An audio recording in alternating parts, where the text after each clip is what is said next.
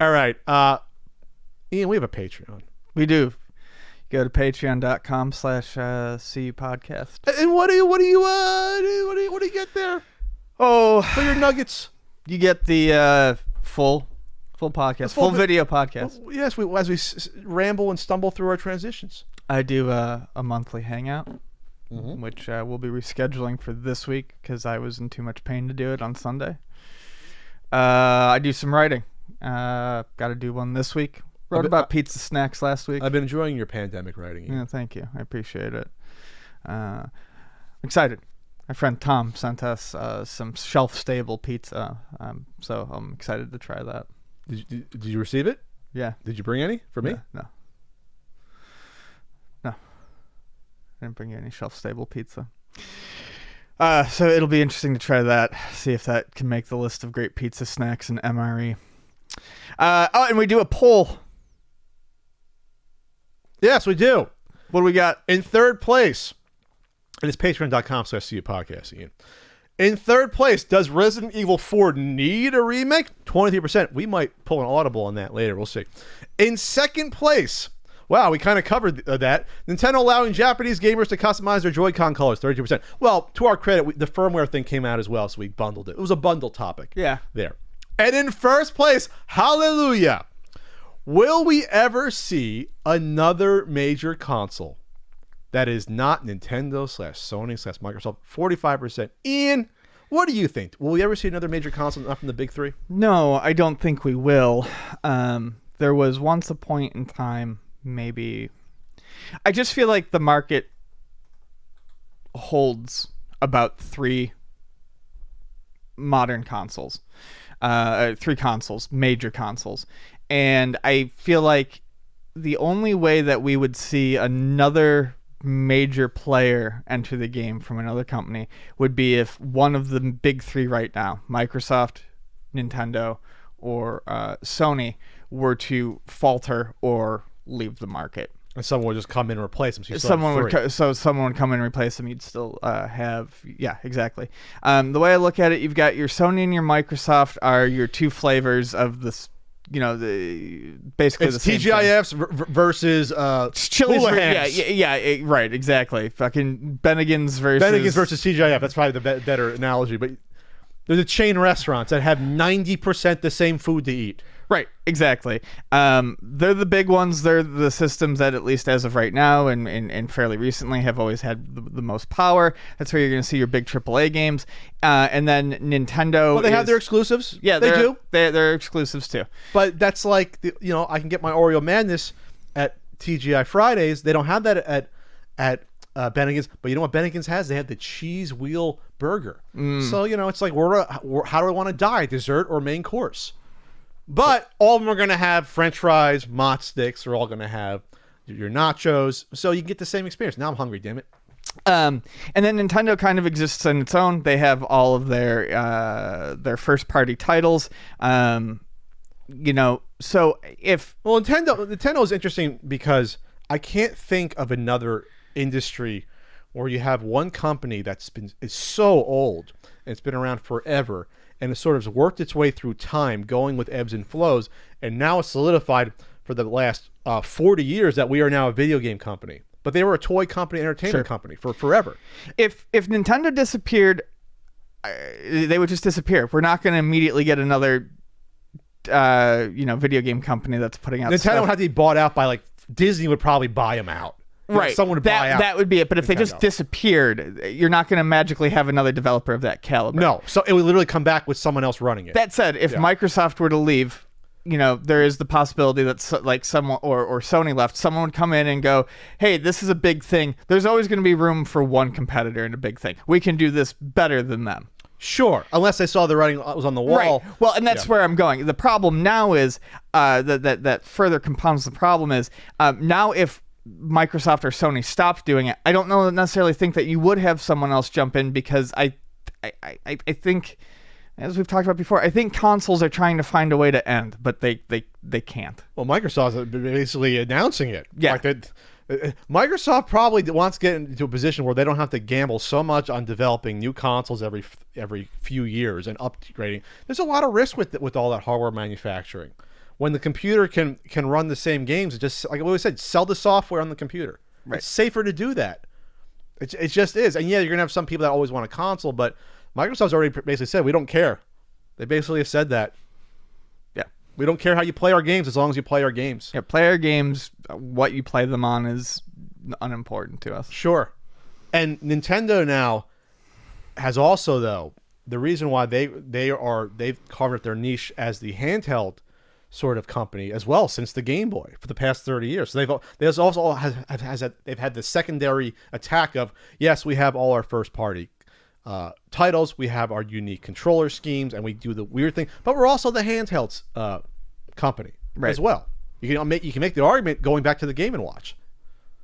So you make an argument for 40 years. They've been making that case for that. What, that handhelds? That they're the handheld, yeah, the main handheld company.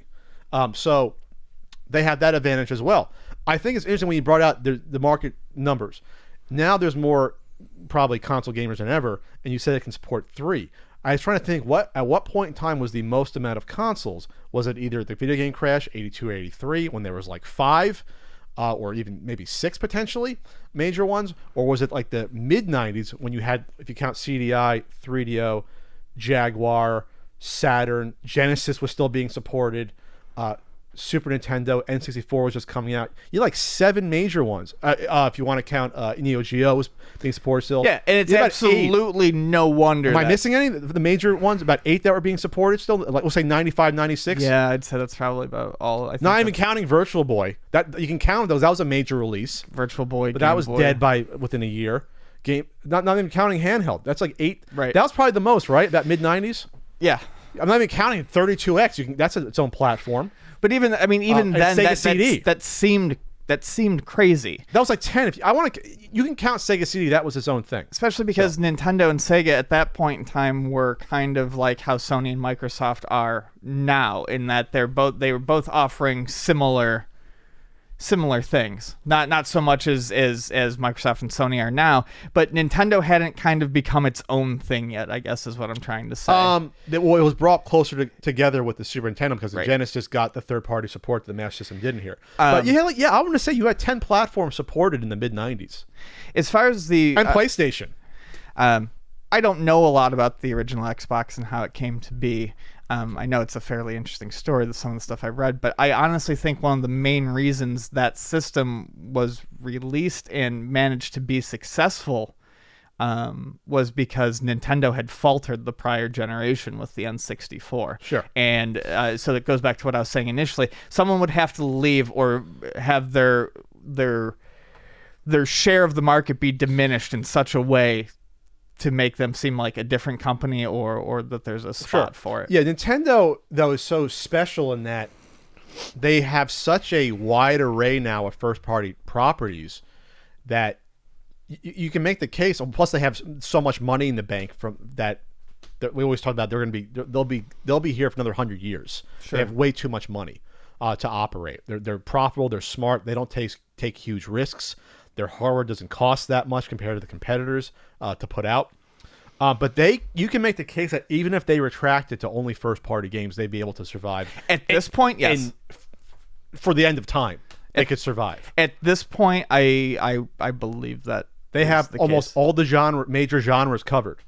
They got the fighting games, racing games, RPGs, obviously platformers. They got Splatoon as a shooter. They can make another one. They have enough. Metroid Prime. They have enough going on that they could release a game from each of their.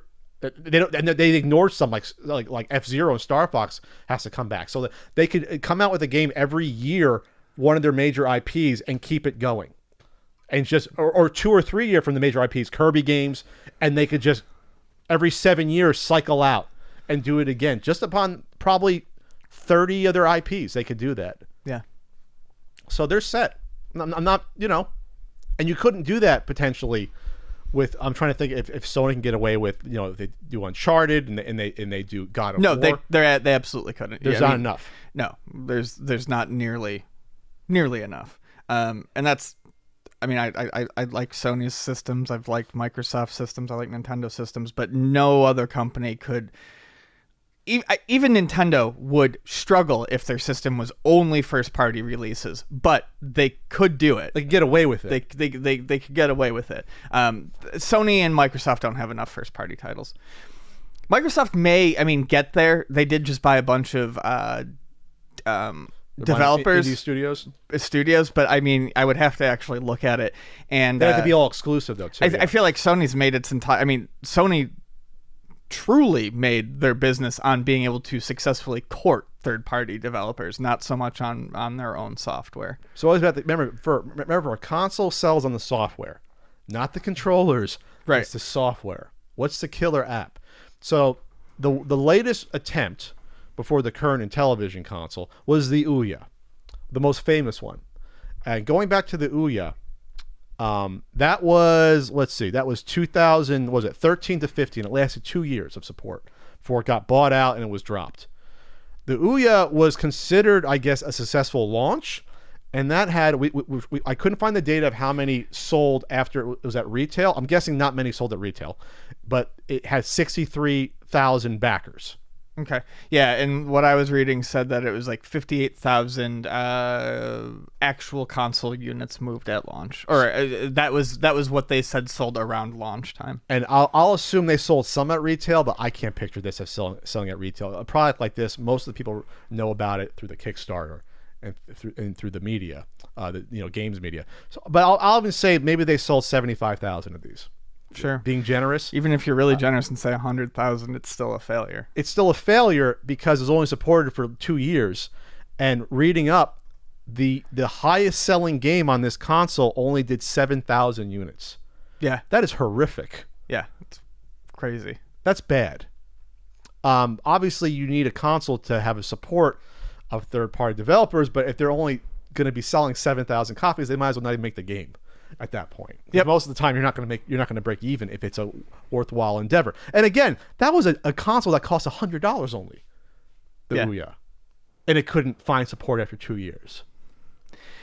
There was no, and that was, again, this was not to downplay it. There's a lot of people that thought there was a chance at this. I thought it was a neat idea, but as time goes on, even back in 2013, not everyone had smartphone. Well, I guess they were getting there. They were getting there. But as time goes on, we have more and more stuff around that plays these little games. Our phones, browsers, things like that. And then at home, you have other stuff to play. I just think, so you would, I do truly feel that, there's no room for it. Both in terms of there's no reason for there to be another system right now that could support AAA games, and we don't need a system at a lower end to play mobile quality games. No, it's also, I think, it's also about time balance and how much time you have to play different things. Sure, there's some people that might own both an Xbox and PlayStation console. I would think they were in the low minority, because how many people would have the time to go back and forth between those two consoles versus just being satisfied with one or the other? I feel like a lot of, quote unquote gamers, a lot of modern gamers end up with both of them because they got into that habit of buying every console. There are some that buy every console? Yeah, but I think a lot of people I think as time goes on, especially after this generation, I think a lot of people next generation will take a hard look at one of those two and be like, I'm good with a Nintendo system and one of the others, not both. I'd be surprised if many people could afford to support two of the main consoles, especially when they first both come out, because you're investing almost $1,000 before the games if you buy both. Most consumers can't do that. If you have a good job, sure. And obviously, yes. So you think it would be Nintendo plus one of the others? It was the most common. Yes. Or I would just say just one. Either just, you still have the people that say Nintendo's a kiddie console. Okay, whatever. It doesn't matter. The games are fun. Animal Crossing is doing gangbusters. Everyone's playing it. There's room for everything. There's room for that and shooting. Guy fucking Fieri posted about Animal Crossing. There's room for games like Animal Crossing, and as Frank would say, run around the corner and shoot a guy in the head. There's room for all these gaming experiences. Right. We're not going to steal your AAA games by making Animal Crossing. Like they're not going away. There's enough consumers out there in the marketplace there. So anyway, I wanted to bring the Ouya up just because that was the last gasp try at a console, and that came out and was actually supported for 2 years. I was surprised it was supported for that amount of time, then they just basically shut the servers off. Not a huge amount after that, then you couldn't play the games anymore on there if you had it. And that was a success. They had exclusive developers for it, and it still fell flat on its face because people realized, what did I buy? Why am I playing this versus, I guess, my, Xbox One came out soon after that, or my PS4. So that was during the Wii U days too. The weird in between 3-4 years where Nintendo was sort of like, we're selling 3DSs and Amiibo. That's how we're getting by for a few years, while everyone realizes the Amiibo, the Wii U was a misstep, not a giant misstep like the Virtual Boy, but a misstep enough that, Yeah. weird console Nintendo history there.